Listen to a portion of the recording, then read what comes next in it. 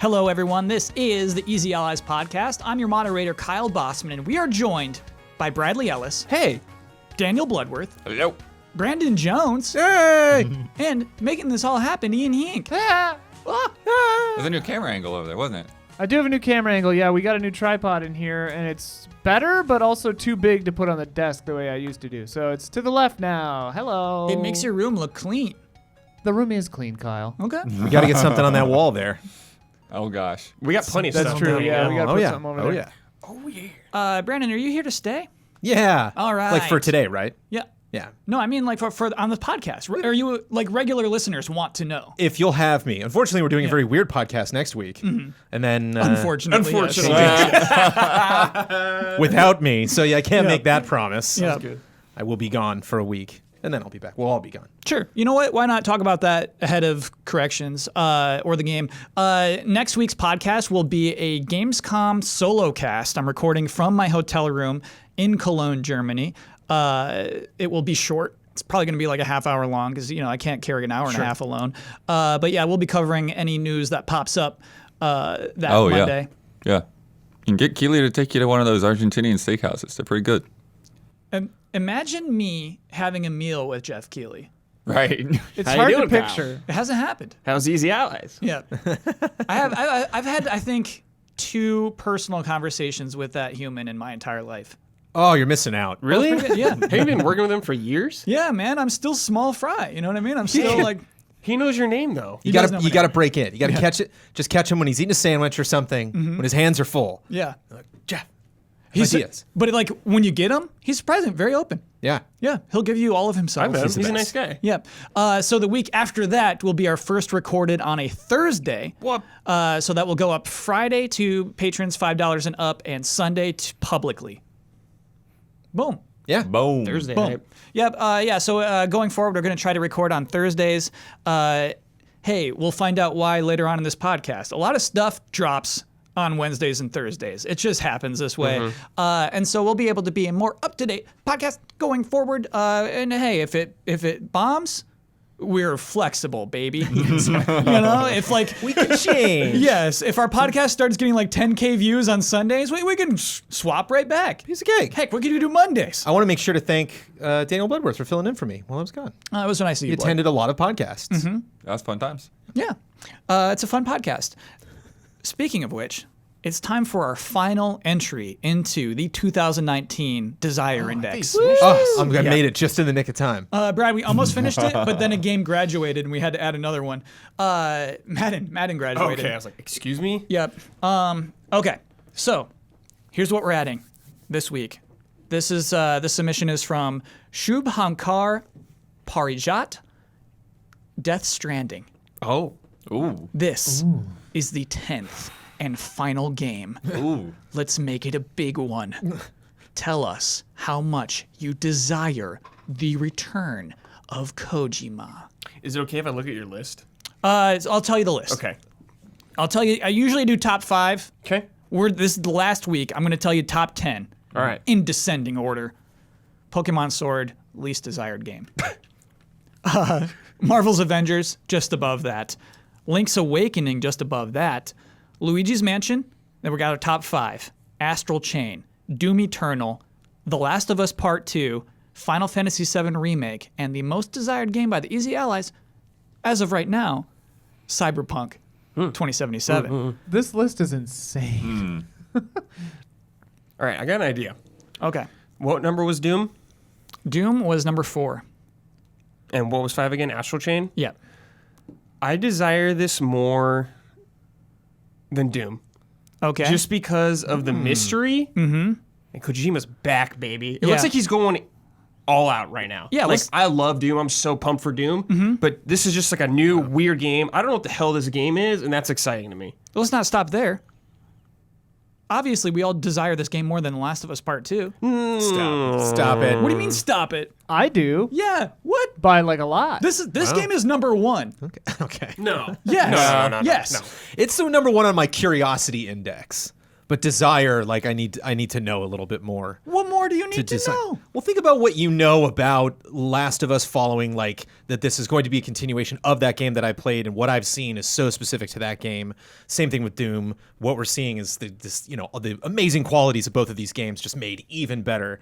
And it's like, who knows what this guy's up to? Like, who knows what this game... This is your entire case? I think there's so many other curveballs that are going to happen, whereas all the news from Last of Us and Doom and all these other things, I think it's just going to get better and better and Are better. you arguing for it to be more desirable or against? I think I would actually put it right under Doom, but I'm okay with Brad's pick also. Sure. This is to obscene. me, the curiosity makes it more desirable, not less. Again, I'm more curious. The marketing campaign is 10. I mean, there's no marketing. There's no trailer. I desire more than another trailer for this game. Yes. And while the open world stuff like really speaks to me, it's like I think this game might be incredibly slow, really, really, really slow. Just very procedural with the ladders. I was talking to a couple friends actually recently. They were like, "I'm not excited about that game at all." I was like, "What?" And they brought up just a lot of valid points. So they were like, "I just don't see the through line yet of just kind of like what all the angles of this experience." It's like every time he shows something, it's so very specific. But he's so good at showing that. He's so good at selling his stuff. You know. I desire more, but the actual game, like I'm shocked. All these other things are just on track to just be surefire successes. I look at all that top 5. It's like I think those are all going to be great, with the exception of just Astral Chain, which is not my jam. It's getting bumped. Stranding. Astral Chain is bumped from top 5 for sure. And I've been listening to this podcast. Sorry, I know. Collins. Yeah. Ben's Sorry, here. Collins. Ben's fun. We like Astral Chain. I swear. How can one? This is just what I can't fathom this. Okay. How can a human being, a human adult who has lived a life, who has had experiences, had arguments, had great days, bad days, gone through so many life experiences, how can that person possibly desire Cyberpunk 2077 more than Death Stranding? How is this even possible?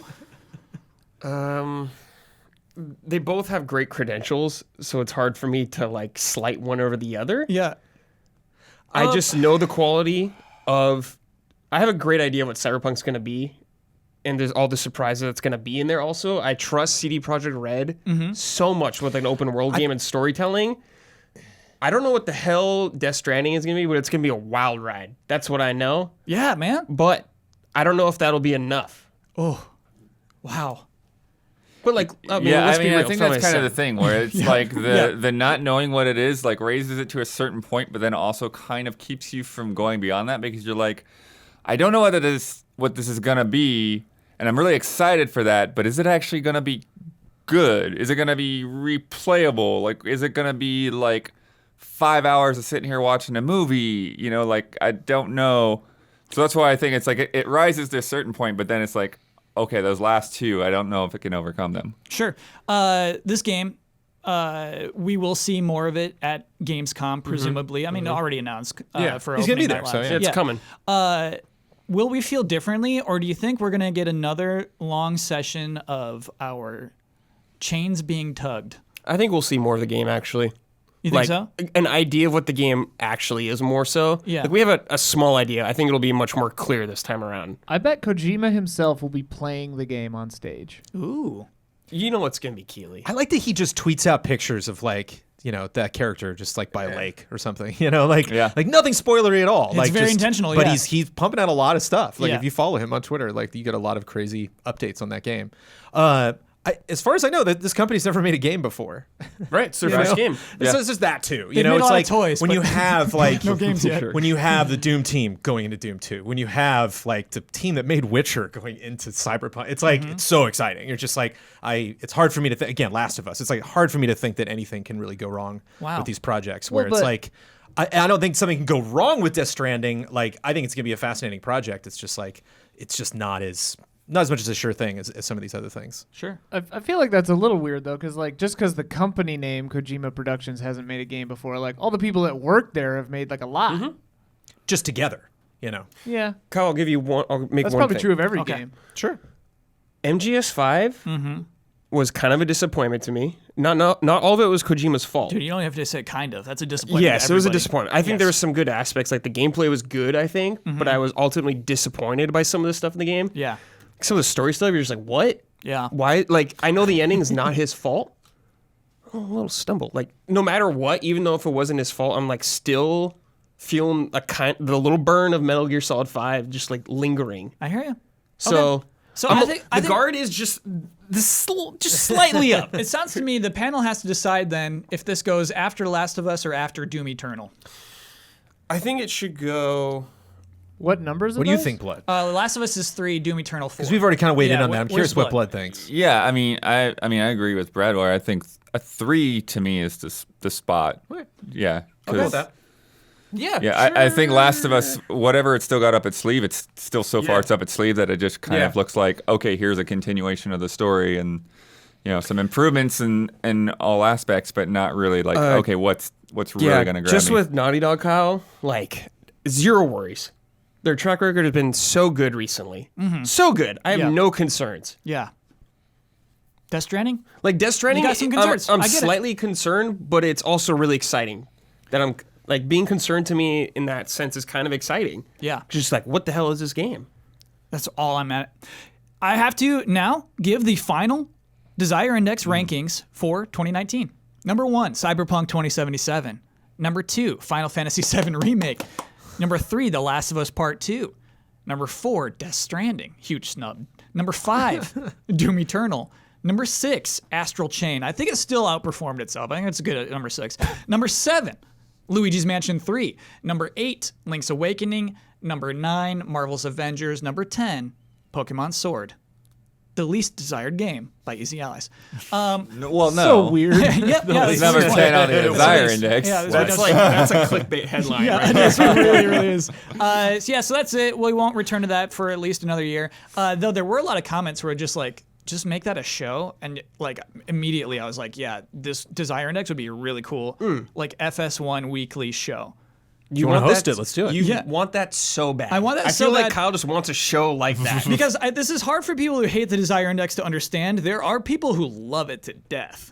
I think it's fun. Yep. Who, you? Commenters.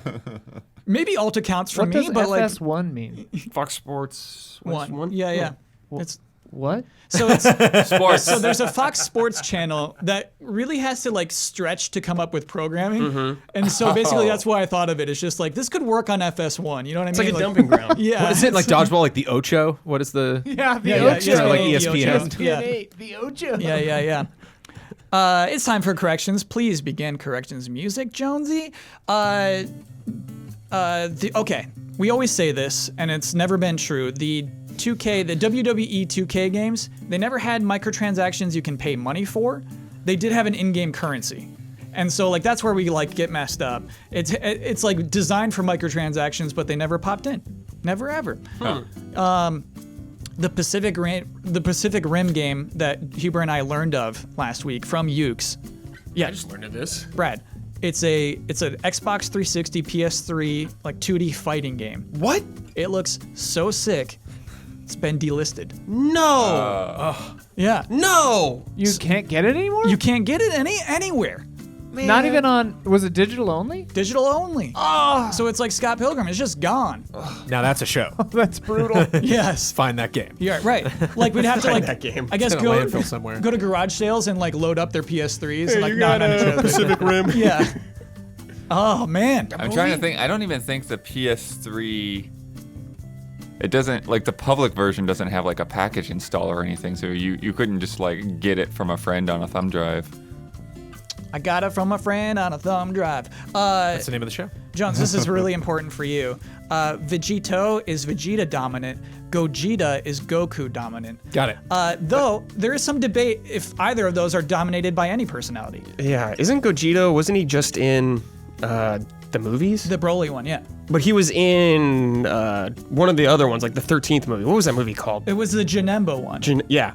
Because there's too much going on to do any sort of like significant testing. You know, it's not like you're gonna have a fusion and then like get them in a lab or something and then do like Right. sit down in this chair for a second. Jones, Let you me know just- that it's very limited time. Right. Like you're just burning energy the How whole is time. their you're fused. voice Okay. handled? It's both. So that's what's really Same interesting, time. Blood, is that I learned this because people are talking about which one is dominant. So if it's Gogeta, the Goku voice actor is going in first, and then the Vegeta voice actor is trying to match what he just did. If it's Vegito, it's the other thing around. What's the Trunks and Goten's one name? Go Tanks. Go Tanks, that's right. Yeah. And so yeah, you just hear both voices, Blood. Okay. Yeah. And corrections music, please. This is a show, too. Just talking about Dragon Ball. Dragon Ball corrections. So basically, if you talk about Dragon Ball Z for at least 20 minutes, you're going to make 3 mistakes. And so the show could perpetually just feed into itself of just making new mistakes.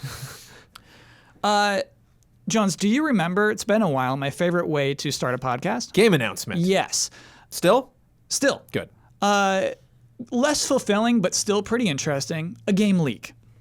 Yeah, it's not the same. You'd want it to be official. You want that reveal trailer, but sometimes games just leak. It happens. Over the weekend, there was a trademark filed for a game called Plants vs. Zombies Battle for Neighborville in Europe, a European trademark. Then, I think this was just yesterday, a trailer leaked, full-on in development trailer, in edit, mid-edit. So basically, the trailer's crazy to watch because it has like some like just what's it called when you're just drawing the frames that you want? Storyboards? Storyboards. Animatic? Legit storyboards. Yeah, animatic is probably more accurate. Within the trailer, like really like gross framey cutscenes or gameplay. I mean. And then it had somebody's name in the lower left-hand corner. You know what I mean? Where it's like it had time code in like upper left and like down, like just all over the place. It had markups on it, and then just like that person is presumably in a lot of trouble right now. It's just like that is their name. I could not before this podcast find that trailer anywhere for our panelists to see. Seems to be removed. So I'll try my best to explain it to you, panel. I mean, you know what Garden Warfare 2 looks like. Yes. You have the perfect expectation for what this game looks like. Okay. It's a Huber special. It's a Huber special. You saw new character classes.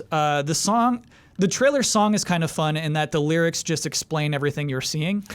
Nice. So it's that kind. It was a goof. I mean, look forward to the trailer. I presume Gamescom. it's probably Gamescom. I feel like when we record our podcast next week, I'll be able to talk about where this game in some extent, right? Like I bet it was close to release anyway, especially if there were that trademark popped up. Zombies. Oh, man, I remember like a ninja zombie, I think. Whoa, cool. What sucks is I was watching this trailer with low volume, assuming I'd be able to watch it again, and now I just have to explain the things. I saw like some acorns go into the ground and become a giant tree. That was really cool. But I think that it's interesting. This is such a weird franchise, Plants vs. Zombies. Yeah. Hugely successful as like the weird strategy game. Was that ever free to play? Was that a free to play mobile game? No, PvZ2 is. Okay. And then Garden Warfare was a combat game, a team-based combat game. Yeah. Hugely successful. There's a sequel to it. There's a lot of lore involved. Yeah. With Plants vs. Zombies that I'm always shocked by.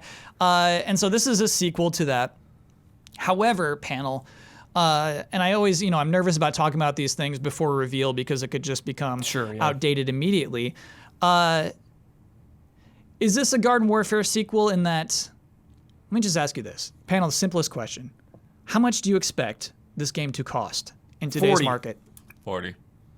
Yeah. Free to play maybe. That's what I'm thinking, Jones. Yeah. I mean, I wonder. It could go That's that what they way. did with PvZ. They turned it into a free to play model. And I love PvZ2. They added a ton of stuff to PvZ2, and it's free to play, so that's really great. It definitely is like so different from PvZ1. It's like you can see the company get bought. Like if you like check out PvZ1 and then go to 2. So many great things about 2, but it clearly is like a whole different structure, constantly asking you for money. So I wonder if they're doing that to Garden Warfare 1 and 2, because it's weird it's not called Garden Warfare 3. Right. So I wonder if it's that, but they're gonna like have just keep adding more characters to it, and then you want to get those new characters. And do you know if EA is doing a Gamescom press conference this year? I haven't heard anyone talk about it. They are not. They're Okay. not doing a Gamescom press conference. But EA confirmed to be at Keighley's opening night live. Okay. So they're doing that instead. That makes sense. Or the game we're about to talk about. sounds like next. a fun Gamescom-ish announcement. Yeah. Yeah, that makes sense. And it's been a long time since the series has done anything. It's been so long that we've seen the rise of Fortnite since the last game. And that's kind of where why I'm thinking free to play. Yeah.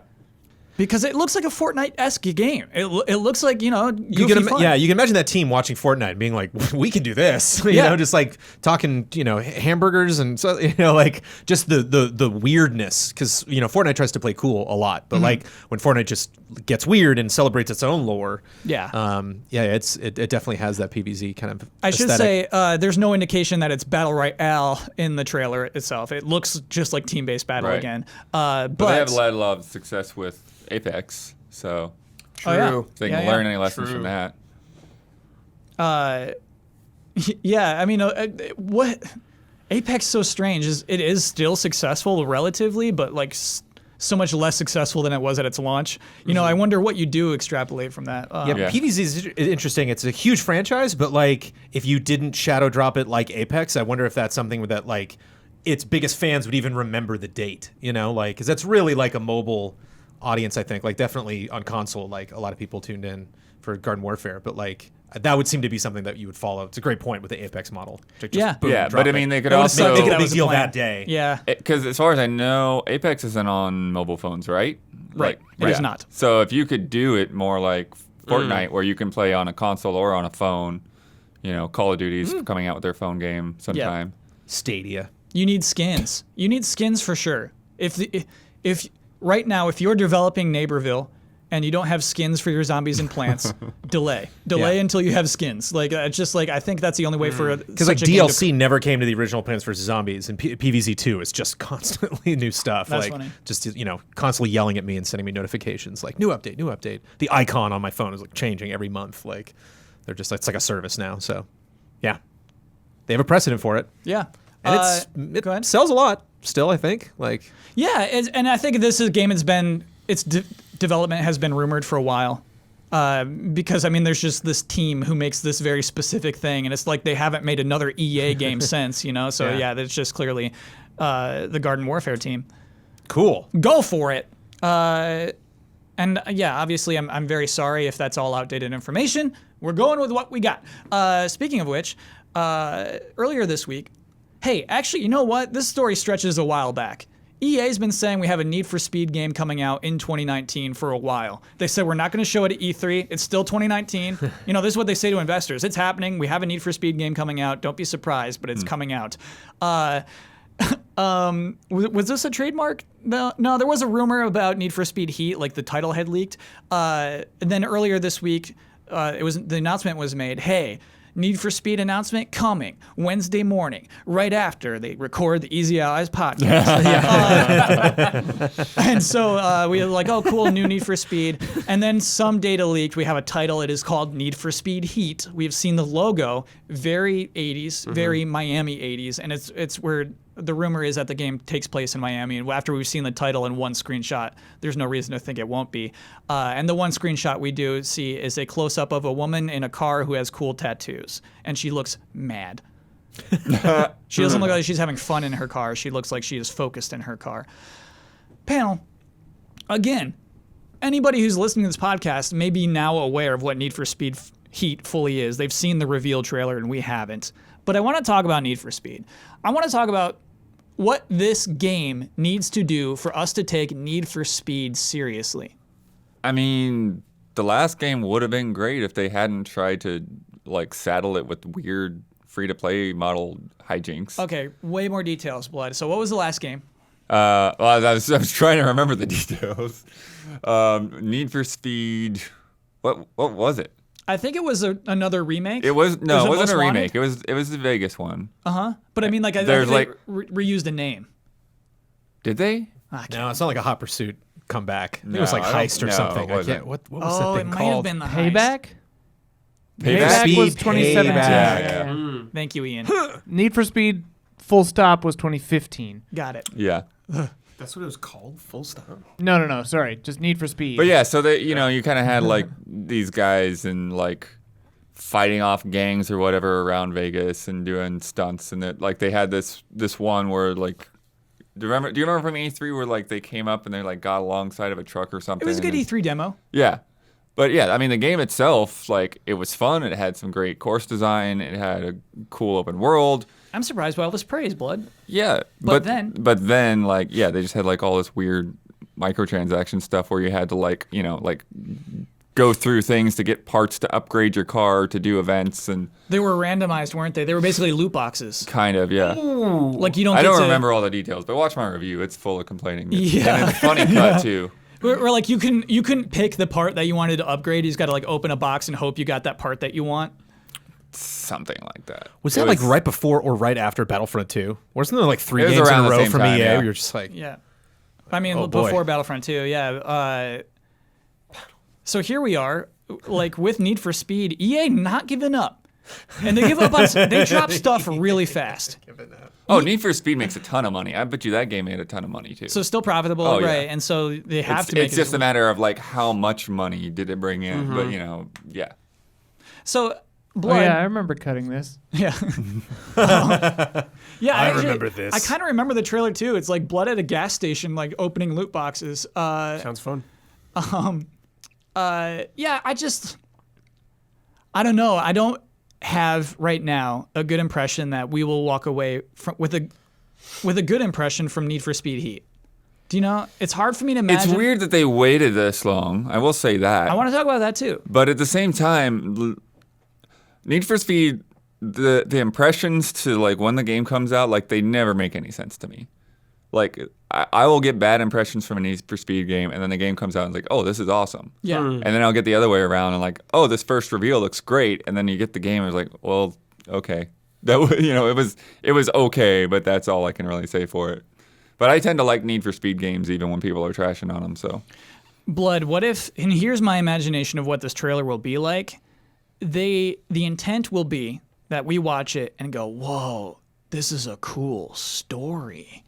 They No, I got know Jason the gimmick. Statham? Yeah. they are obsessed. They And are I- obsessed with trying to tell a story. And I think there's no way. I think there's no way that Dude, 0%. you chance. watch this trailer and say, wow, cool story. There's like, I think it's impossible. right. Here in the underground, we play by our own rules. yeah. That's so accurate. Yeah. Do you think that's about to happen, or do you think they might take a different direction with this franchise this From what year? you're telling me, there's Yeah. absolutely a story.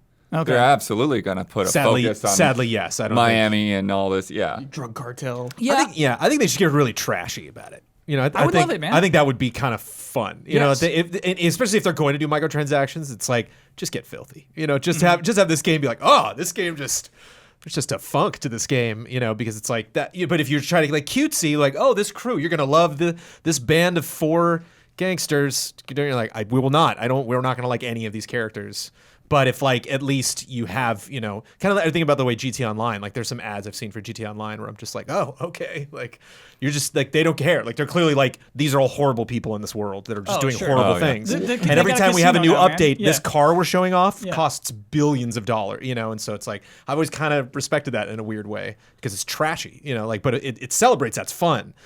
And when I saw that Fast and the Furious, they were trying that for Payback, I got that vibe. I was like, oh, this totally makes sense. And just make it fun, make it stupid, make it meet new characters like Brucey from GTA 4, which is like tons of energy, cracking me up for 30 minutes, and then they're gone from the campaign. And then it's like you boot it up, and it's like my brother died. And you're like, no, I don't. Like, it's gonna be something like That's the that. where crew, it's just but like, yeah. Yeah. I lost all that coke. I gotta get it back. She's like, I don't care. You know what would be amazing is if they have a character that's like supposed to be the comic relief, but they're also like super annoying, and they're in the passenger seat as you're driving, and they just never stop talking unless you pay a certain microtransaction fee to like like shut Glenny's, them man. up. That's a true Glenny ingredient. Yeah. Yeah. Ian and Glenny are they're talking. They're on the phone. Yeah. What if the protagonist is just a dumb guy who says, I like to go fast? What if it was like not No More Heroes? Yes, No More Heroes. Is that what I'm thinking of? Yes. The Travis Touchdown. That's not what It's you're like okay. that, you know, Yeah. it was really weird. Yeah. You know, just them just really, really having fun. Even like harkening back to like EA Sports Big, you know, and like SSX and all that. You know, it's like Need for Speed should be fun. Like that should be the one. Look at all the racing of everything that's going on. Even open world is like Horizon's just has you beat. You know, like there's just people that are even like Crew. I think like there were parts of that I really, really dug. Well, there's a lot of Just in things terms that of, like- Payback learned from Horizon. So yeah, there's elements in there that you can definitely see the influence. Yeah, what I believe want- in Need for Speed. I think they can make it make sense in terms of what they want it to be. But I'm if, so if mad it's going to sell out, then sell out the story too. Don't make it serious. I'm mad we're talking about the story. I'm mad that would be a concern for this racing game. Like, what's the story of They Horizon? made a movie, man. Like, they really care. So what I really want to talk about, though, is kind of what Blood touched on for a second. They didn't show this game at E3. They didn't show Plants vs. Zombies Battle for Neighborville at E3. The E3 presentations were pretty slim, Star Wars included. And so one thing that we've repeated on this podcast many times is for someone to wait as long as possible before revealing your game. Because the longer you wait, the more boring it gets, the more tired we get of your game, the more old your game feels when it comes out. I don't know. How do we feel about these decisions? Do you think these are good PR moves? Yeah, I think it definitely could be. I think it could work. I mean, it worked out for Apex for sure to just shadow drop the game as nobody even knew about it. And yeah, I think that when you deal like with a genre like racing, I mean, they've already been on a pretty short leash with Need for Speed. Like usually it's E3 and then the game is out that October. So yeah, it's interesting to see them like shorten that even more because I think that there is a certain point where there's not much that you can do in a trailer that's going to make it more exciting. Even if you can drive around and play and do stunts all day, like what you actually see visually without doing it yourself can be kind of diminishing returns. Sure. Jones, it's so tricky because I believe that. I believe wait with your game. Don't show it too early. I think they should have shown more for Star Wars. I think the EA could have had a better E3.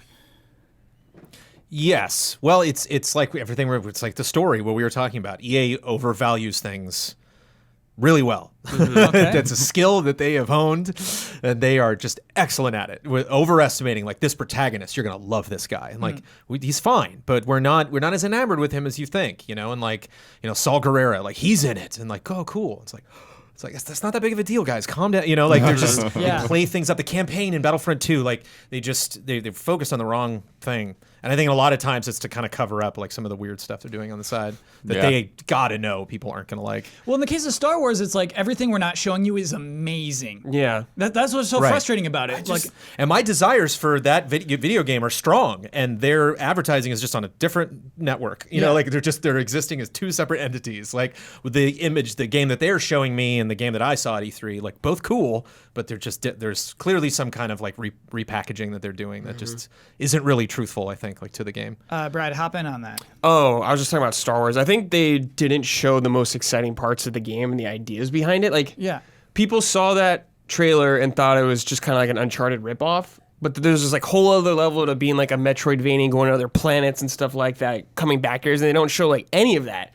To me, that's the most interesting stuff. There's a moment when he tries to take over the AT-AT and BD1, boy, it's been a while, is on the panel, and it's before you get control of it, and this guard pops up in the hologram, and it's like, hey, what are you doing? This is, you're not a, stormtrooper. And he's like, BD1, can you take care of that? And BD1 just like stomps it.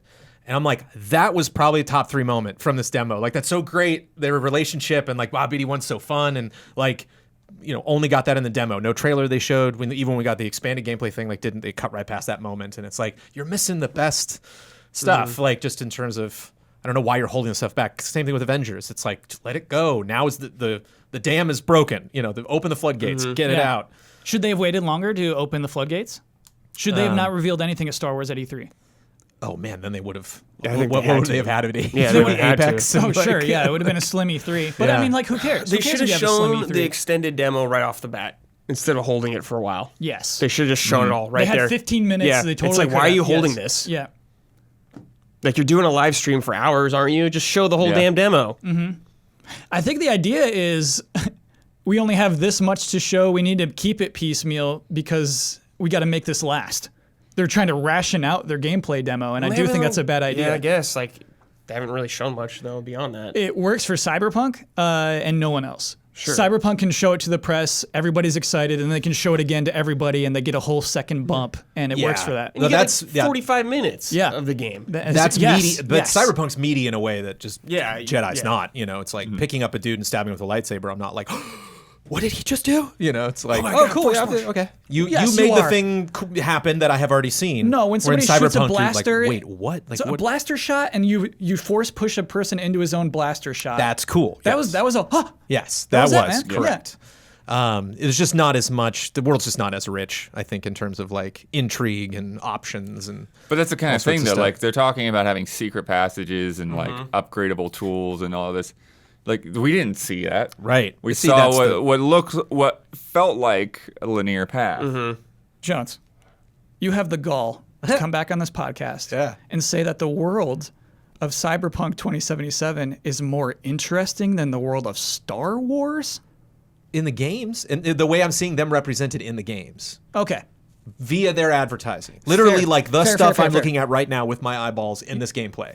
Yeah. You know, and like when he's going down a hallway and chucks a droid and grabs a stormtrooper, it's like that looks great. You know, whereas like he just won exterior in Cyberpunk's like, wait, hold on, rewind, take that back 20 seconds. Whoa, who's that? What's that sign mean? Yeah. What's going on over there? Yeah, and I feel like I bet there's a cool city. And they want us to like feel that Oh, as you the need- player, yeah, you know? you And I need get that that. moment. Yeah. I want that moment to be like Yeah. a new thing too. And it's just the problem is saving it. What you save and what you show to make your game look good. It's so confusing to me, and I'm positive confusing to marketers as well. Well, and it's different people. Like the people making the game and stuff aren't the people making the trailer. Yeah. I bet they're at odds with each other, right? Yeah, and like there are times where it's just like people that are making the game are like, wait, why are they doing this? Like we have to make new VO now because they're doing this. Okay, you know, like it's very weird sometimes for people. Yeah. Okay. So before we move on, I want the panel's like calls on this. Was it the right call to reveal Star Wars as they did? A pre E3 event, a trailer, a demo at E3. Was that the right time? That's all I want to know is right time. I think we all agree they could have revealed it better, but I want to know if that was too soon or too late or the right time. I think it was the right time. Like as far as like the calendar date. Yeah. I think they could have. Because it's coming out this year. Yeah, I think they could have packaged together the level that they chose to show differently, Okay. to show better parts than they showed. Need for Speed, too early, too late, or the right time. Sounds like it couldn't have been playable at E3. Yeah, I mean, You I know, think we so- would have to we'll have to wait till we see what they've got. But I would think if they could have shown something, if they could have had a playable demo, then it would have beefed up that conference as a whole. You know what sucks? I hate myself for saying not this. a conference. Yeah. It's weird in that, yes, wait for as long as possible to reveal your game.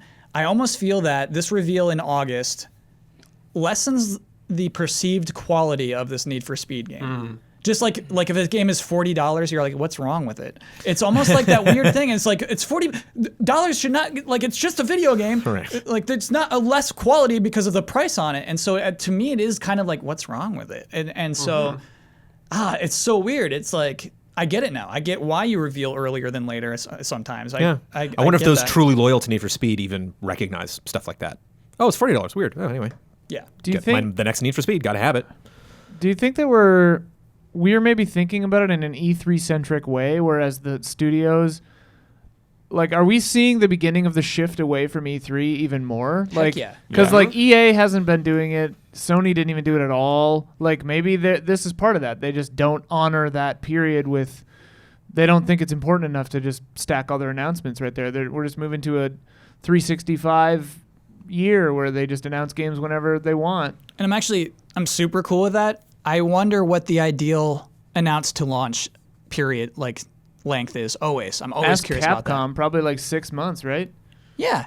Yes. Unless it's like Yeah, it the- totally depends on the game too. yeah, I think there are like some huge tentpole games like your Lasts of Us 2 Yeah. and your Cyberpunks and your Death Stranding, but like where they get years. But like most games, I think are 6 months is the way. Yeah.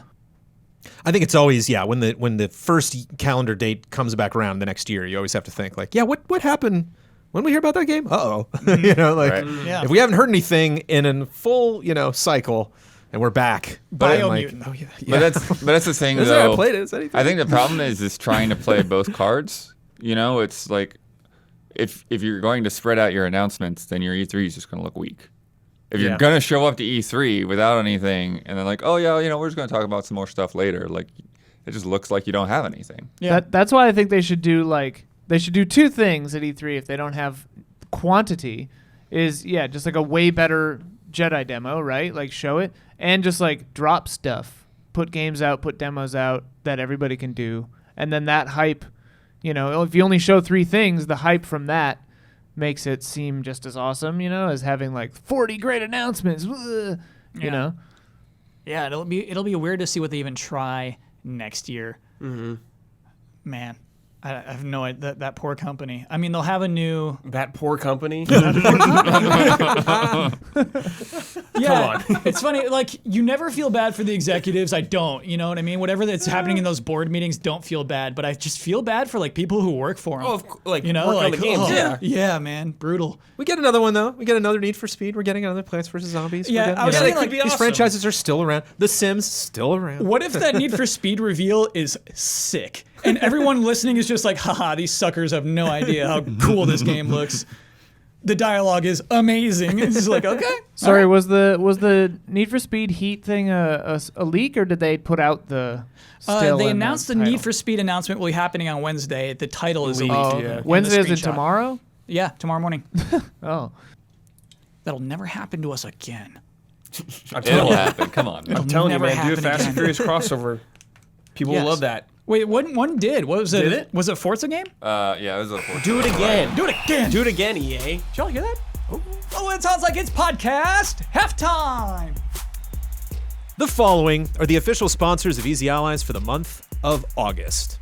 Hogue Law, business law firm. Whether you're starting a business at level 1, stuck fighting the dreaded fundraising boss, or finally cashing out with a well-earned high score, you need a good business lawyer at your side, or at least that Good Business Lawyer's YouTube and podcast series, Virtual Legality. This week in Virtual Legality, Hogue discusses the issues with Evo's announcement of Solid Snake during the Tekken Finals, Mixer's controversial clothing rules and requirements, the ESA's carefully worded statement before the Federal Trade Commission regarding drop rate transparency for loot boxes, $200 million deals for the Game of Thrones showrunners, and much more. Check it all out at youtube.com/HOEG Law or on your favorite podcast service.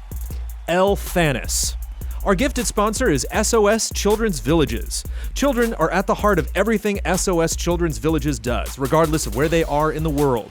SOS Children's Villages is the largest non-governmental organization dedicated to the long-term care of orphaned and abandoned children across the globe. For more information and to donate, the link is in the description. Car Keys Express. If you need a replacement car key or a remote, check out carkeysexpress.com/store. Use the coupon code EZA at checkout for free shipping and 10% off of your order. They are proud sponsors of Easy Allies.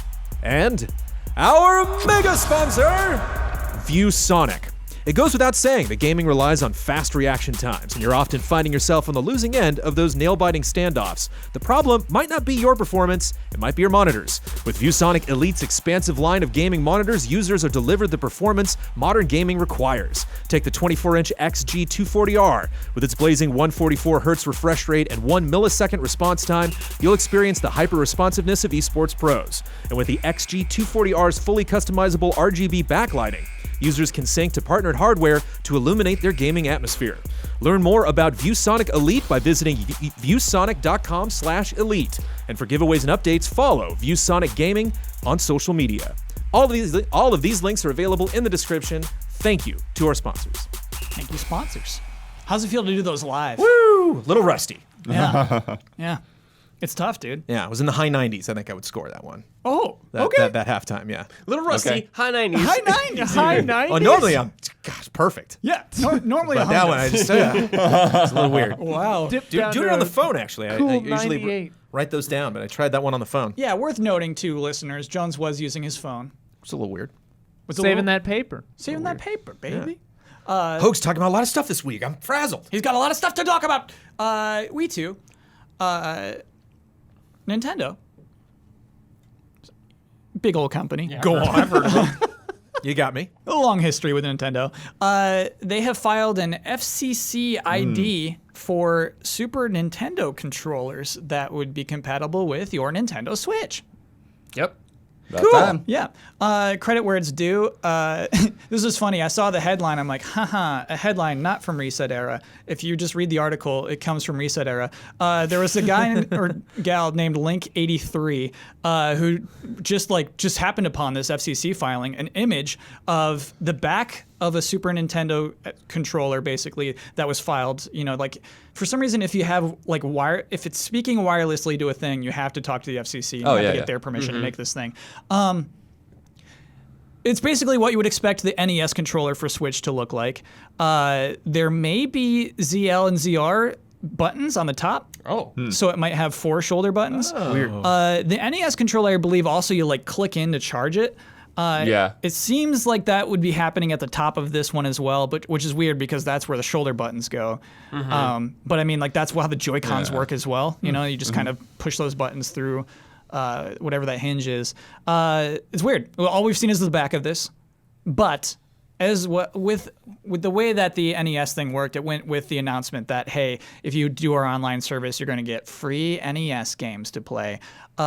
We presume that when this thing is released, we will have free Super Nintendo games to play with our Nintendo online service payments.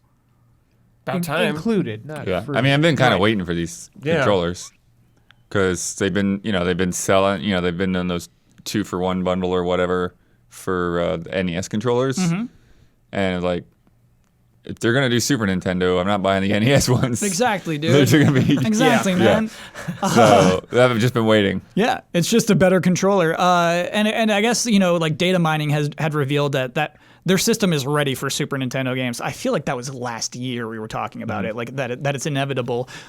Still inevitable, still not announced. And so the way that the NES thing works is it's got a little gruesome. It's 2 or 3 games a month. This month we get 2 games on that service. But some ones that haven't been re-released digitally before. So that's cool when that happens. It's totally cool when that happens. But some are just total bummers. Some are just like, man, I cannot play this game right now because I find it incredibly boring. Right. Super Bomb Jack, you're not good, dude. I tried bad City game. Connection. It took me a while just to figure out what that game was I about. know, Blood, and people praise that game.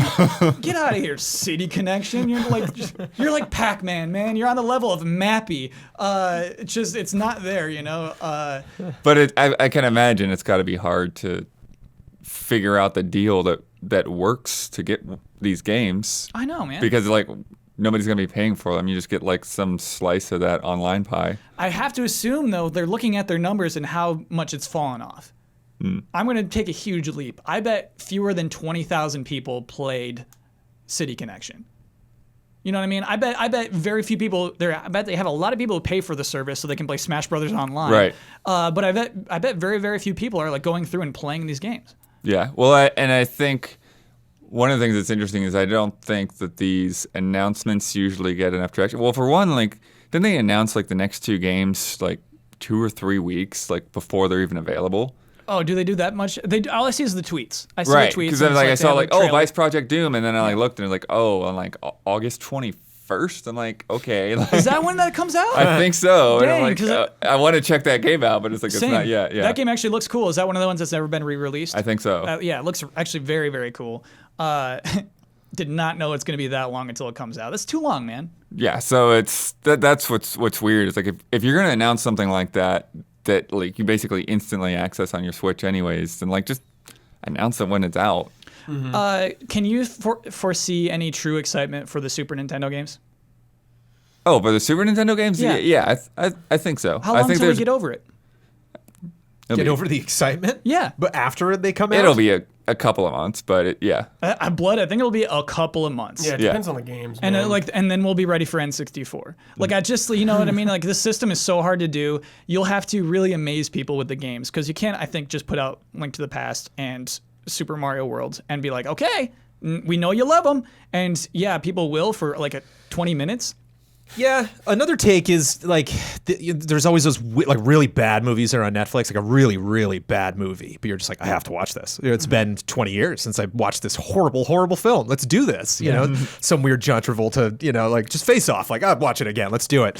I kind of feel that way about PS Plus. It's like, oh, this was a game I wouldn't make time for this, but I own it now. It's free. It's like free for me. Like if I'm already logged onto the service, and so part of me actually kind of wants City Connection. Part of me wants like, what is this? Like, oh, I've never heard of this weird, dumb game. And that like, part of you is not big enough. You're not playing that, though. You have City Connection on your Switch right now. That's the thing. When I jump into City Connection and like hate it, like I don't then hate the service I have for the Switch. I'm just like, what a weird game. I'm like, this was kind of fun to get that opportunity to not care about how much value I'm really getting out of City Connection, because it was fun to just get that weird opportunity.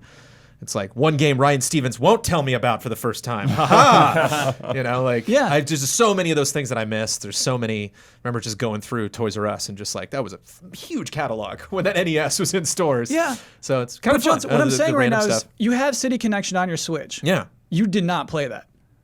Right, but I do think there is value just in kind of knowing it's there. Okay. It's the same thing. It's the same thing as that, like, for me, one or two video services, it's like HBO and Netflix, and like that's about all I can. It's like that just shuffles. It's like, what's HBO look like for the next 6 months? Okay, like when does Disney Plus come out? Maybe shift around. Get Hulu for free, and then with that, nice. Yeah, I hope. Blood, you're so right that it's cool. Hey, this game's never been re-released. Like, just it can't have SNES classics for the first 6 months. Or else And we it's talk redundant. about game preservation too. Like we've definitely on this podcast been like, we should preserve like more games. It's like City Connection, get out of here. It's like I think there's like a happy medium. It's just, for things can be old and dumb, but still cherished in a weird way. Yeah. Do you think that they'll ever? I mean, like they'd have to go through 64 and GameCube first, but like. They could put Wii games on here because the Joy-Cons would work as a Wii remote, right? Yeah, and here's the weird thing, Ian, is I feel like, I was just thinking about this, I don't feel comfortable with them putting RPGs on the service because it could go away. No. Oh, yeah. You're not downloading them. It's not something that you have on your console forever. It's just like this little Netflix window. And it's just like, it's... Well, you download them so you can play them locally. Like, you can download them to play on a plane or whatever. Yeah. Yeah, they are downloaded, but he's somehow just like... Yeah, you need the service to access them. Yeah. Right. And so, like, I don't want them to have longer, substantial games on there because it's just like, oh, it could poof. It could totally poof. Yeah. It's scary. Huh. Just on the Maybe they would virtual give you an console. option to, like, buy them or something. Yeah, I wish. We wish. Desperately Yeah, wish. they probably, wish. especially third parties, they probably won't. No. Oh, yeah, fair. no. Fair. That's probably just the way the deal works out. Just kind of when we're talking about games getting delisted, like that Pacific Rim, it's like they had that deal for maybe 18 months or something. What DuckTales? Yep. Yeah, getting just delisted. last week. Yep. Yeah. Yeah. Still got it, DuckTales baby. remastered. Wait, you can't get that anymore? Nope. I think you lost your shot. I got it. Should I Whoa. cover it on this podcast? I mean, I got it already. Oh, I okay. think, All right. but That's Yeah. funny. I didn't know that. Yeah. I mean, that's just to me like, To me, Kyle, it Yeah. feels like they're doing the bare minimum. yes. Like, how long? let's how, go, man. Like, let's get some GameCube or like N64 out or something, man. Right. Let's go. Yeah, there's What's gotta the be deal? there's got to be some level of. I mean, even at some point you would think they would work up to it, but it's going so slow that they won't. But you would think that there would even be some way for them to have that service even for Switch games. Mm-hmm. Just kind of like Game Pass. Just have a library of stuff that people can access when they're paying a subscription. Can I give you my imagination of the progress reports though? Hey, we have this many subscribers. Wow, very good. Continue. Mm-hmm. That's probably it. Yep. Yeah, I think like they don't. I think one of you said it a second ago, where it's like, this isn't the service they're selling. The service they're selling is you get to play Smash Bros. Yes. And this is just a bonus. Like they don't care about this at all. And like they could if they started putting out like banging SNES and 64 games on it, then yeah, maybe it could become like this cool service. But nah, too much work. They've been adding features though. Like they added the rewind. Yeah. Yep. I played a lot of Marvel 3 on Switch Online. Not a great service. Not very happy with the service I'm paying Right. Did you use the voice chat on your phone? for. No, we just used WhatsApp.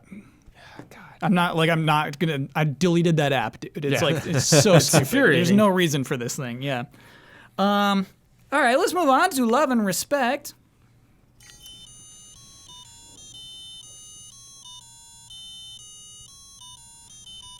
Love and respect. Love and Respect, of course, the segment in which our patrons send us topics to cover.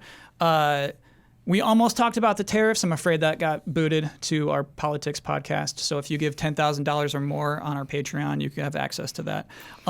Phase 4, man. Let me start with a little quick one. You know what? I like this kind of thing. Just a PSA that the Red Dead 2 OST finally dropped on August 9th. Yeah. Nice. Yeah. You can download it on Spotify right now. It rules. Love and respect, John. Yeah. Oh, Sweet. John. John sent that in. watch out, John. John. Oh, shout out the Chrono Trigger and Chrono Cross orchestral set just came out too. Yeah. This is beautiful stuff. Yes. This is so cool that you just have digital access to these things, Yeah. which used to be very expensive CDs. Oh, they still are. Yeah. Oh yeah. They're still expensive. Yeah. I think it's a very, very cool Because the trend. Chrono thing, is that on Spotify too or no? I don't know. It's- I just saw, think like, it's the just a physical one. Yeah. But Blood, you were saying that Spotify's got a lot of video game music, They right? got all Final Fantasy now on there. Just I recently, think. yeah. That was. Yeah, they just launched a big the deal. Square, Castlevania went on there the recently. Square thing. Man, that is so so cool. slick. Yeah. That's really, really So slick. cool. I love that. Okay. This might be interesting because we have a father on the panel. Sup, allies? Sup? As an old-timer gamer, I've been missing not having any cheat devices like GameShark for the last couple of console generations. However, there's been a new trend recently of not just re-releasing old games, but including cheats in them as well, the Final Fantasy games being the prime example. I also appreciated how RE2 had unlockable cheats, but a little later made those available for additional cost. I would love if devs went the route RE2 did by not just including cheats in their game as unlockables, but also made it paid content. What? Is this a troll? This is you not could a troll. buy the weapon upgrade, like the weapons. I thought it was just an update. I didn't think you had to buy them. Whoa. Check it out. I'm gonna check. Check it Check out. it out. Check it out what we can buy for RE2. Dude, that's a tempting purchase. I gotta be honest. Sure. Because I want that in RE2, and that's hard. Oh. Yeah, I think it's the rocket launchers. That's tough. That you have to work This is great. for it. This is but- really good. How do you gents feel about Yeah, this? you do buy it. $5. $5 for a rocket launcher? All rewards unlocked DLC. boy. Oh, $5? Can Jones is in. Can cheats be the next loot boxes, or do I just need to get good and stop living in the past? Our alliance has never been stronger. Mark Paris. Man, It is kind of a it's fun like idea. a mod. It's like that's like pay to DLC. It's a $5 mod, Jones. Yeah, You're considering it though. This is interesting to me. Well, that's sticky. That's messy business. Oh, super sticky. Am I excited to spend that $5? 100%. Am I super tempted to do that? Oh yeah. Wow. That's a big deal for me in every Resident Evil game to go through with that. The toughest thing I can get my hands on and just ba-boom, ba-boom, ba-boom, ba-boom. Every room, just be like, bring it, and like almost got there with RE2. Like definitely got some of the better guns. And I've definitely done playthroughs of that where like I'm not really worried. Like the boss fights are pretty fun because I can just unload all my Magnum rounds that I've like saved up. But still, like just one-shotting everything. Like what do that's you a special have to deal. do to get that thing? Which one? The rocket There's a- launcher. There's you have a to timed. beat it on hardcore, and you have to get S+, which I think involves beating under 2 hours and 30 minutes. It's or 230, 3. no saves. No, you get You three. cannot save. You get 3, I think. Okay. Brutal, dude. Because I Yeah, was, it was- I was 3 minutes off. It was that. Yeah. There's like a There's you just follow a YouTube video. It's just such a specific amount of time, and it's so focused that I just never.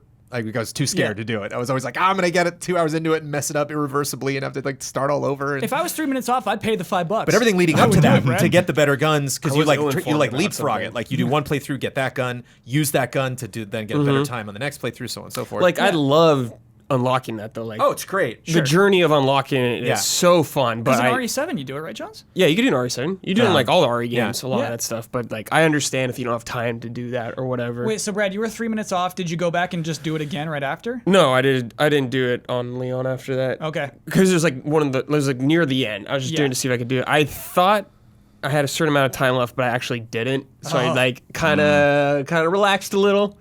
Then I saw it at the end. I was like, oh no, dude. Dang, man. That hurts. That really, really Kind hurts. of. It was still cool though. Yeah, it's so cool. I mean, free cheats Still. are super Yeah. consumer friendly. They're definitely what everybody should do. It's a mean thing to hide behind a paywall, but I mean, it's like I a would still also do single-player it, game. and I don't like. It's single player, I it guess, doesn't make me so- want to give Capcom the stink eye for something like It's that. weird. I mean, Rage was advertising their cheats. Rage 2, excuse me. Wasn't that strange? They were just like putting Big that deal in to their Rockstar. trailers. GTA 5 and Red Dead 2, big cheat games. Yeah. Oh, Lots of cheats in Yeah. there. Would you pay $5 to unlock all the cheats in Red Dead? Sure. Really? Yeah. Huh. To me, it's like I would feel great about it, but I would do it. to me, it's like if they're goofy and silly, it's worth more. It's like then it's something you could charge for. But if it's just like if they charged money for like money cheats in Sims or something, like that would be dumb. But since Oh, it's that's like straight up microtransactions. right, Yeah. but since it's like a funny infinite ammo gun or like maybe costumes or whatever it is, like silly stuff, then it's a little more forgivable, I guess. I guess where it is forgivable is that you can earn it in game. Yeah. It's just so weird. Yes. To me, it's not that different from microtransactions because it's monetizing your time. Right. But it is also monetizing your effort, right? It is monetizing like, hey, my skill level is not there, bud. I'm never gonna get S+. Here's $5. It's almost like that. That's like where I'm at. Is like, it's like, is it? Because I know I probably wouldn't be good enough to do that in RE2, and it's like, if I were still super hyped about it, now I get to have the fun guns too, and like, yeah, I'd have to pay $5, but I didn't have to try 80 times and fail or whatever. Yeah. I love when they do stuff like that, but you can't like unlock achievements or trophies when you have that kind of stuff, though.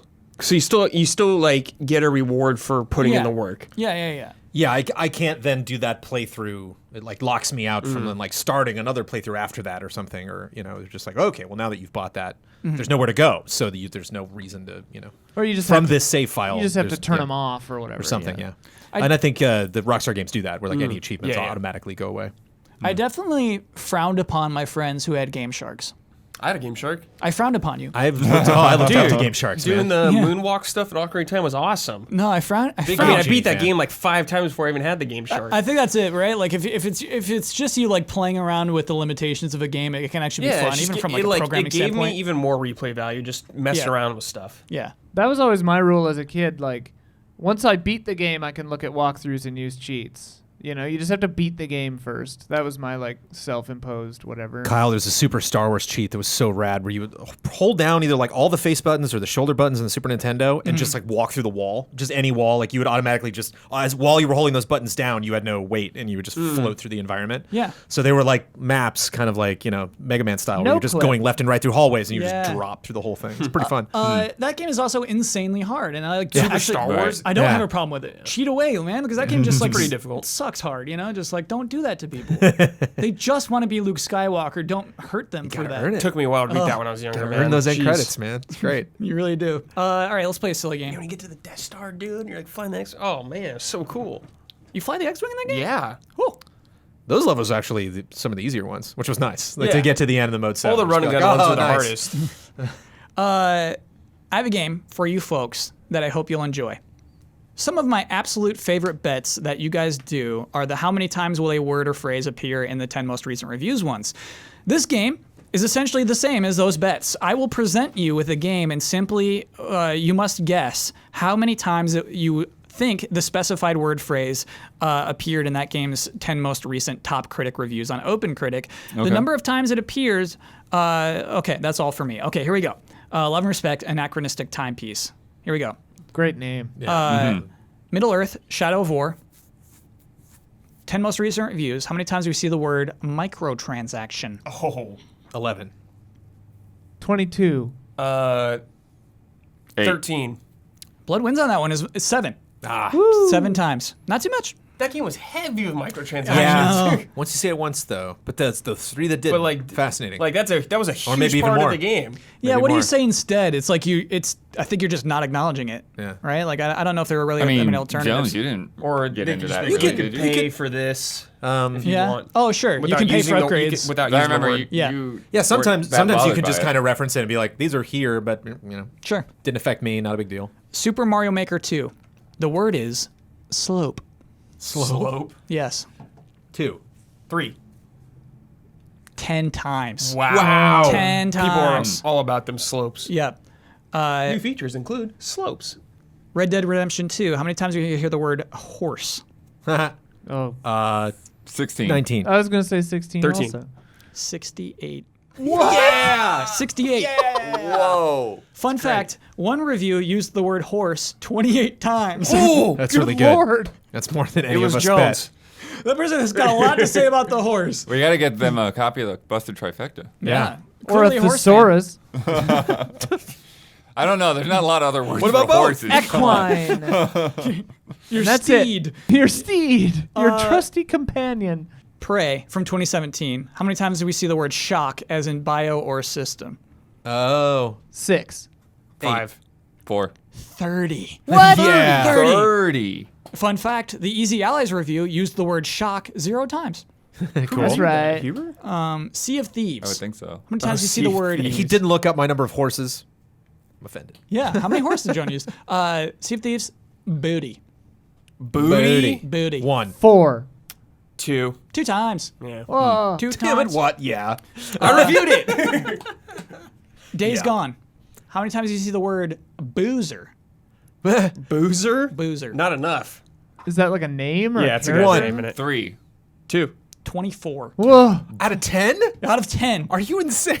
Because it's got to be a game. Like, people must love Boozer. What is there to Never say? played this game. Apparently, Why bring him up a What second is time? there to say? What? Boozer is funny. I would have called him Booze Man in my review. Yeah. Wow. Does Boost Man count? Yeah. I was thinking of introducing this segment. Maybe we will. Phase 4. That's just called Shoutout. Shout out to Days Gone for implementing this crazy taxi DLC. Yeah, there's Did you some. see this thing? No. I haven't really dug in, but they've been. Yeah, there's a lot of. They're getting silly now, which is great. You're That is Boozer cool. in a golf cart. Yeah. And you basically pick up people and drop them off in this crazy zombie-infested open world. Like Tucker's golf cart? That's You funny. think, Jones? Yeah. It's the one. It's so yeah. It's one of the story missions. Cool. Somebody takes you. Oh, so around maybe in you're it. Tucker. I assumed this guy was Boozer because there was a bunch of beers in his golf cart, but whatever. I don't know. For Honor. How many times do you see the word Valhalla? 3. 1. 9. 0. Oh. Nice. Judgment. I thought Huber would have put Valhalla in his. But yeah. How many times do you see the word Yakuza in 10 Judgment Yakuza? reviews? 10. Oh, 10. 30. One per review. 28. 121. Yes. Yes. In 10 reviews, Yes. 121. Fun Fantastic. fact, the Easy Allies review has once again been the only review to not use the word Yakuza. Wow. Good job, Ben. How did he pull that off? I don't Yeah, know. Ben, that restraint. Yeah. And meanwhile, Ben I'm Moore, like, Yakuza, professional. Yakuza. And Ben's like, That's what they're expecting me to do. He definitely referenced Kazuma. Ooh, nice. Yeah, maybe just did Kazuma instead of Jones, you Yakuza said series. horse 8 times, Thanks. Ooh, Ian. Thank you, Nice. Ian. including horses. That's probably a huge review, though. Horse, thinking horse, about horse, it. horse, horse. And there's a lot to the horses There's a- actually yeah. in that game. I would say one thing about the horse and move on, man. What are you talking about the horse for so much? It appears in 4 Watch and different find out. paragraphs. Yeah. Check it out. The horse muscles are good. Okay. Let me, this it's another game. I know people hate it when we do too many games. This is kind of like this is a fun like discussion game though. I didn't know it's a thing. What, doing too many games? 3 games too many. Oh, Jones, like just even in the poll that we sent out, just like, hey, too many games on the podcast, man. Really? They're my favorite part. I know. It's brutal, man. Okay. Hey, allies. I have a game for you called Heavy Influence. Simple. Pick one of two video games to heavily influence the development of the next listed game. Got it. So, for example, next Metroid. Do you want it to be heavily influenced by Doom from 2016 or Dark Souls? Doom. Dark Souls. Dark Souls. Dark Souls. Why Doom? I don't know. I Like, mean, Metroid Prime could use snappier shooting, that's for sure. It could be, yes, Yeah. for sure. I guess I just haven't played. I clearly am not like the Metroid fan in the room. But I've just Or never. the Dark Souls fan. I do, but I've played more Souls games than I have Metroid games, and I always got the idea that like the goings through a Metroid world weren't that like brutal. You know, it's like it's really just like, oh, what's in this area? Oh, let me get over there. Oh, that one enemy was kind of tough, or oh, this one thing is weird. But like, do you die like 500 times before you get to that next boss? Whereas like with Doom, just the way I'm like. Just like so many things are flying at me, and I'm just trying to get through, and I have so many weapons and so many different tools, and especially with Doom 2 with the Eternal, talking about like moving and grappling and all that stuff. Yeah. Just feels more. This is interesting. I and didn't. the sci-fi. I might just be thinking sci-fi. It might It's be funny the that connection. you went to difficulty there. I wasn't thinking difficulty at all. I was just thinking like world design and like the interconnectedness of Dark Souls is like done so well. that a Metroid, 3D Metroid it'd be good. Well, I mean, they already do it really well too. So it's Other M, the other M, story I in don't Doom remember being like 2016 whoa. was pretty cool. Like, or so far, I still haven't finished it, but It's funny. I mean, it's just enough. what you brought up is like in Metroid Prime games, there is a Bloodborne-esque traveling back to the bosses that can be super annoying. Just like when you die in the boss, you don't just spawn again right in front of it. You got to go all the way back. Do you remember Metroid Prime 2? Just like, oh, blah, blah. It's just very, very similar. I mean, I guess, yeah, Sure. there are Metroidvania-esque stuff in Bloodborne and Dark Souls. GTA 6, Just Cause 4, or Witcher 3? Witcher 3. Witcher 3. What did I do? Why did I even pick this one? Witcher 3. This one has a lot of games on it, and like some of them I'm like, oh, okay, we can cut that one. That's too obvious, right? Yeah. Yeah. Witcher 3. Yep. Elder Scrolls 6, Horizon Zero Dawn, or Breath of the Wild? Breath of the Breath Wild. of the Wild. Breath of the Wild. The Elder Scrolls. Yeah, attached to Elder Scrolls. You want Breath of the Wild version of that? Yeah. Horizon is thinking. already basically Elder Scrolls. Kinda. But I mean, combat is definitely a lot. Breath of the Wild is combat pretty Elder is Scrolls better. too. Elder Scrolls is all Yeah. about just But, like, cruising all the around and crafting finding and weird stuff? stuff. Yeah. Definitely the traversal is something, a huge thing they could learn from Breath Yeah. of the Wild. Yes. Yes. You just kind of like hop climb Yeah. in Elder Scrolls, where it's like if they actually had like a grappling system. Yeah, I guess that the would be fun. exploration. Also, horse.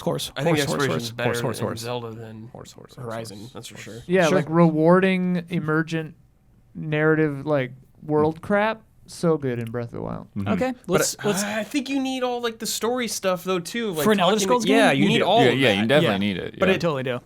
But you're talking adding a spice. Yeah. You know, not taking stuff away too Heavily much. influence. Yeah. Also, I just think Breath of the Wild's world felt bigger to me than Horizon. Sure. Same, for sure. Yeah. Even if it's not, it felt bigger, for sure. All right, let's talk about Breath of the Wild 2 then. Do you want to be heavily influenced by God of War from 2018 or Red Dead Redemption 2? God of War. Really? I think that if it did story the way God of War did, that would be really, really cool. And you could, because if hopefully Link is following Zelda around as you play as her, they could talk.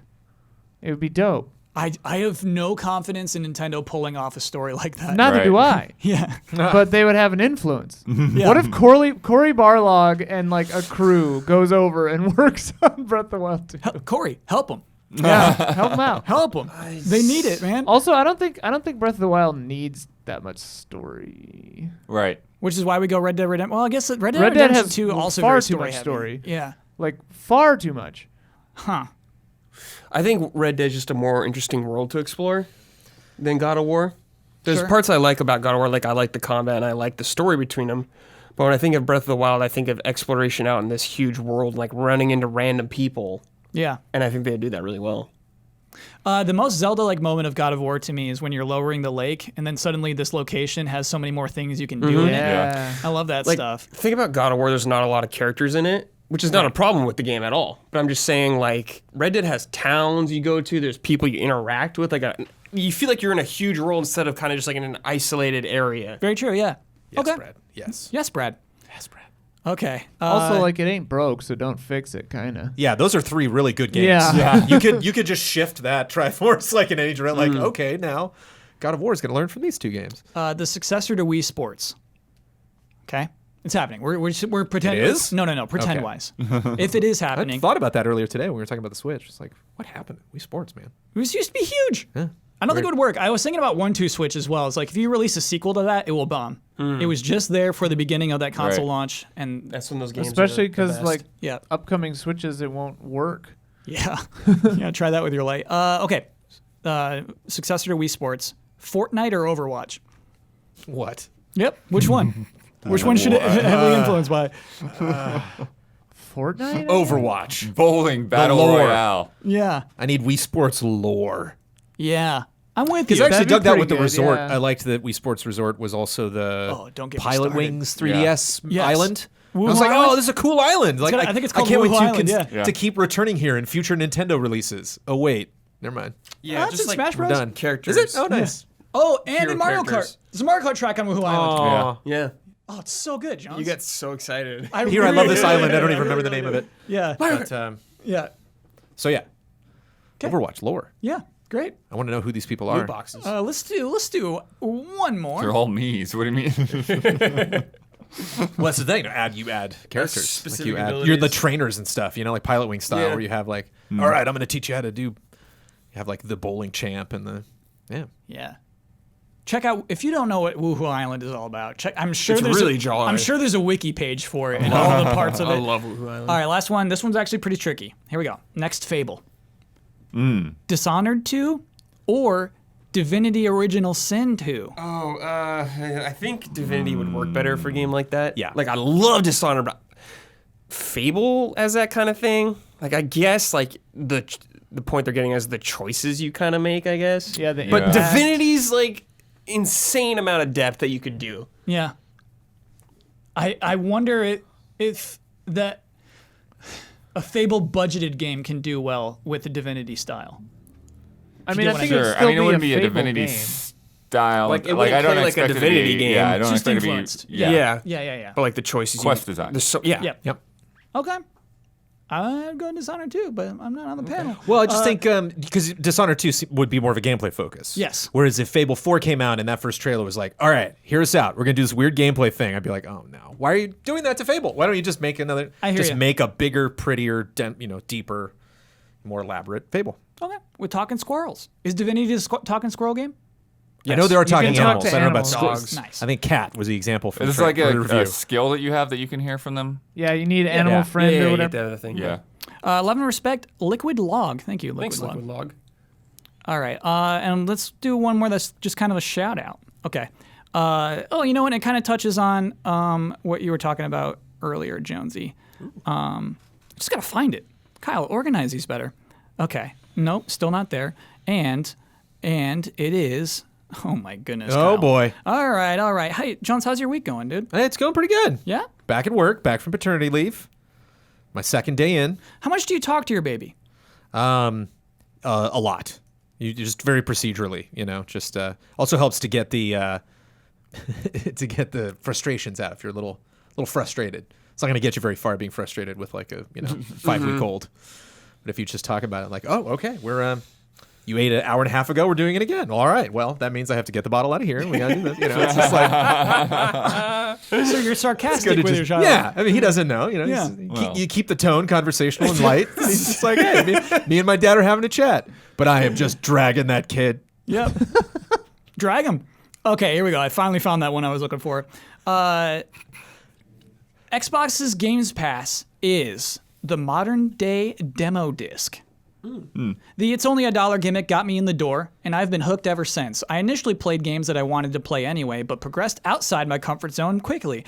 I would download several games for a weekend and play each for an hour or so, deleting or keeping as I went along. If it wasn't for Game Pass, I wouldn't have played RE4, Too Spooky, or Banner Saga, Too Turn-Based. Imagine that in a review, 2 turn-based. Because All caps. I didn't want to waste my money on a game I may not like. Thanks, Huber and Bloodworth, for hyping those games up to me. I loved both of these games immensely, and I'm now looking to buy more Resident Evil games, a series I wrote off completely for not being for me. Gotcha. No real question, but I wanted to shout out a service that is great for someone like me, but maybe not for Microsoft. Love and respect, Ryan. Saying not for Microsoft because they're presumably losing money on this Right. still. But they still, like, games that are on Games Pass still sell. Yeah? Like what they saw with Sea of Thieves and State of Decay 2. And so, yeah, I think that this is a How did Crackdown huge do? change. How did Crackdown do? Not good. Because like I feel like Games Pass Yeah. is pretty new with Sea of Thieves and stuff. Got to pump the brakes on my praise there. I get it. Crackdown was Crackdown, though. Yeah. We'll see how like Halo does, right? Halo will explode. Oh Yeah. Yeah. Bloods Boy Ninja's gonna be streaming it. It's gonna be huge, dude. But yeah, I always like praise for Games Pass. I know we do it a lot. Honestly, even on this podcast, I always say, man, that thing is cool. It makes me nervous for Microsoft, but like,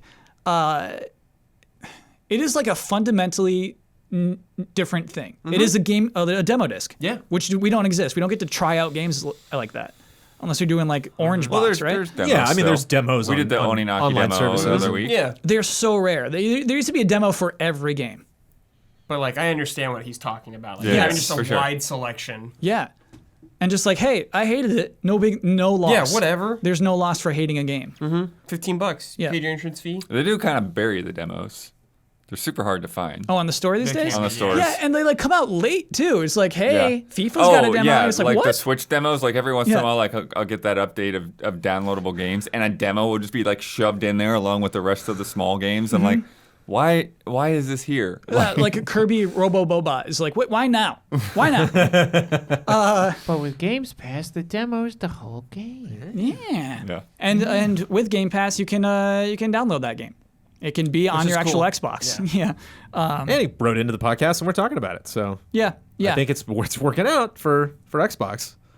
In terms of it's doing what I think they want it to do. Right. Do you think it'll shift how we think of purchasing games by the end of next generation? Maybe. I think it'll depend on how much other people jump into that. By which you mean Sony? Yeah, Yeah. Sony. I don't see Nintendo really doing it. Maybe, but it seems like a long shot. Mm-hmm. And then would Steam or somebody try to do anything like that? So You're right. I never thought of like Steam trying it. Mm-hmm. I mean, Steam. I mean, they just have a really good return policy. But yeah, I wonder if they could pull that off. I think they have no interest. No, probably Right. not. You know. I don't think well, they I feel like yeah, they I think need to. part of it is a lot of Game Pass gets sold on the fact that you can get these first party games Yes. Day one on here. Yeah. Epic Game Store, we should say, does give out 2 games free, and those are actually free. You can Yeah, just go you actually download get them. those notifications. Like, Yeah. oh, Yeah. okay, cool. I don't think that's sustainable. I don't think they can do this for another Forever, year. no. It is insane what they give away for free. New games every month, or like They're all it's pretty every old week. games, but it's often, yeah. No, they give Whoa. out like Edith Finch. It's like, dude, that's a good game. good, but not new. Right. Yeah. Yeah. I wonder how new they are. I haven't really kept tabs. It is now time for bets. Gamescom next week. As we record our podcast 2 weeks from now, which will be recorded again on a Thursday, how many named characters will be revealed in Need for Speed Heat? Brandon Jones. 5. Daniel Bloodworth. 6. Oh, Bradley Ellis. 4. what? I'm taking the low on this. 1. Whoa. Ian Hink. I'm taking the low on this 0. Oh, you beat me again. No, I think for sure there'll be Lock that like in? there's got to be like a crew and Yeah, then there's like gonna be some some mechanic on the God, side. Yeah. Yo, this is my boy Gears right here. Yeah. He's the mechanic. Mohawk, get the wrench. Gears and Mohawk are their names for sure. Man, And then maybe some handler, someone Yeah. that's like running the operation. please Mr. no. X. Please no. Please don't let that be the game, please. What if there's a character named Speed and you're trying to get to them? Yeah. now you, we're talking have you have a need Speed. for Oh, speed. no. It is. It's Speed It's a Racer. person. Speed, please. Okay. Last week's bet was about the video that was posted to the Pokemon YouTube channel. Oh, right. Hey, I bombed this bet. We wanted to know how many I saw it like the next day. I'm like, oh, that's gone. thumbs down would appear on the video that was posted. Blood, you bet 5K. Ben bet 15K thumbs down. Huber bet 25,437 thumbs downs. I bet 31K. Ian bet 26K. And so now I'm loading up that video. It's called A New Team and New Rivals in Pokemon Sword and Shield. Let me refresh it just so we're clear. Ooh, that little switch snap. This revealed some new characters. Jones, you see these? I did not. Okay. I haven't I either. gotta catch Check up. out Obstagoon, dude. Okay, so it's at 2.196 million views, 70K thumbs up, 9.4K thumbs down. Daniel Bloodworth, you won that. Oh, I won it? I'm for sure. Yeah, you won that. Because I think it was already at like 8 or something like the first day. Yeah, that's what this is. It has half the views that the last video did. Okay. And so I think that's the big difference. It's not like the sentiment has risen a bunch. Well, I think that's actually a pretty good ratio, 70K to 10K. But yeah, this one did not have as much interest as the Gigantamax trailer. I got some trailers to watch. You can skip this one. It's Team Shout is the name of the new team, Jones. okay. Shout. Team Yell? They might be called Team Yell, actually. It's number Actually 10. yell. Yeah, and they have like little megaphones, and Cool. they're just fans. Team Yell, apparently. Yeah, Team That's Yell. weird. That's not weird, Pokemon's man. It's weird, like, man. That's not weird. This is what Like Team Rocket. Now there's a team. Right. I forgot. I almost broke my rule. I'm not criticizing Pokemon. I'm not doing it. Go nuts. You already said you didn't have to watch that trailer. You're implying the trailer is not worth it. You're criticizing it. Jones, go ahead and watch that trailer. Oh, thanks. Yeah. I'm going to put it on the list. Because of Blood just won, that brings our score to Scrappy Little Pigs 18. Gorgeous Gorillas 17. I'm back, Kyle. I'm back. Yeah, Jones, I think when you Don't worry about left, I think we had a 4-point lead. Mm-hmm. And now it's dwindled down to It's 1 fine. point. No worries, man. No worries. Jones, We're halfway through the year. thank you, Kev Board Arts, for this. How many bets do you think you've gotten right in the year, and how many do you think I've gotten right in the season? Oh, I don't know, like 9 to 7 or We something? have 18 or- points. Yeah, okay, so like 10 and 9. 10 and 8. 10 and 8? Yeah, Oh, cool. we're actually very close. Way closer than I thought we'd be. Do you know who wins the most on the Gorgeous Gorillas? It Brad. ain't me. Daniel Bloodworth. Dan I thought it'd be Bloodworth. Oh, more. really? Daniel Bloodworth, yep. He was always talking about how Brad Cerebral wins. But Yeah, assassin. he's got 5 points now. Yeah. Cerebral assassin. Cerebral assassin. I've also had is a little really bit cool. of advantage for the past couple of weeks. True. Yeah. Yep. I've had Have more I won chances. any? Don't ever Your doubt advantage blood is on gone. my knowledge. Ian, you've won. You've definitely won. You won Not at some this year. Oh man, have you won since we went into the studio? I don't. Didn't we maybe, split like, a vote once. a couple weeks I think ago? We Just- split it. Yeah. Yeah. Okay, I've you've had won. like 1 or 2 splits. You maybe. got some points in there. Okay. Before we move on, let me remind you one more time that the podcast next week will be at an unusual time. We'll get it up as soon as we can after record that Monday night in Germany. That will be a solo Gamescom podcast. Thank you, Kyle, for doing that. I think it'll be fun, honestly. Yeah, it'll Yeah, be cool. me I think it'll too. be cool. Week after that, you will be getting the podcast later, whether you are a $5 patron or not. If you're a $5 patron, you'll get that early on Fridays, and then if you're not, it will be posted publicly on Sundays, and that will be the plan going forward for the Easy Allies podcast in Phase 4. What I just briefly mentioned is that if you go to patreon.com/easyallies, if you are a $5 patron and up, you get early access to many shows, Easy Allies podcast included. You will get it 2 days early, just shifted 2 days into the future. Amongst many other things. So definitely check out patreon.com/easyallies to see what we're all about. Daniel Bloodworth, you've won the right and responsibility to share your Twitter handle with the world. To promote any Easy Allies video or maybe initiative that you'd like to promote. You get the final word on anything you've disagreed with, want to reiterate, or just popped into your head, and you get to sign off with your trademark sign off. So my Twitter handle is @dbloodworth2. And then for video this week, actually, we shot it last week because last week I went up to 2K. 2K flew me up to play Borderlands 3 for a couple of hours. And then the next day I talked with Ben. I ended up talking to Ben for like 45 minutes. So we trimmed that down a little bit. Okay, because I was going to say 45 minutes of Borderlands 3 is too long. That's too long. But yeah, so it's still like 30 minutes. But Okay, it's- all right. Yeah. More digestible at least. Yeah, for sure. So check that out. For final word, I don't think I've talked about this on the podcast. When I was in Omaha, there was somebody who had asked me a question about supporting on Patreon, and they're like, if I go up to like one of the higher tiers to get the reward for a month and go back down, will you guys be like mad or upset or disappointed? And I'm like, no. Like if you want that D&D session with Ben for a month, like go for it. That's totally cool. We totally understand that people's, what you can afford is going to change. I think to me it's just more of like when you go in, like what your regular monthly thing, like that's something you want to look at. Like okay, make that sustainable. Like when I give to places on an ongoing basis, there's some places like that where like okay, if I want to like do this indefinitely, I pick a price that I know like no matter what happens in my life, like okay, I can do that. I can give you $20 a month or whatever. And so look at that. But again, if there's like you want to get fan mail 1 month, or you want to get in on that Q&A or community showcase, you can totally do that for a month. and then go back to your regular level after that. And then we'll see you before the next Blood Moon Rises.